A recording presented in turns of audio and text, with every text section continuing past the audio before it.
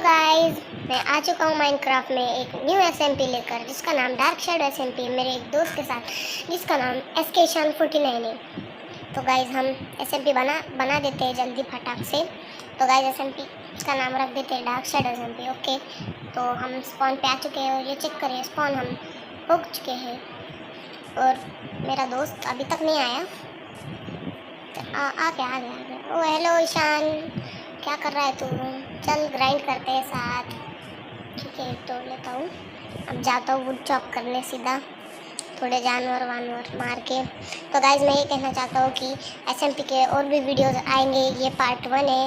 इसको अगर अच्छे से आपने लाइक सब्सक्राइब वगैरह किया तो और भी पार्ट आएंगे। मेरे चैनल का नाम ओनली गेमिंग 187, मेरे दोस्त के चैनल का नाम एसकेशान 49। जाके सब्सक्राइब करो। बाय गाइज, और लाइक करना ना भूलें। एसएमपी का नाम डार्क शैडो एसएमपी। यो बाय।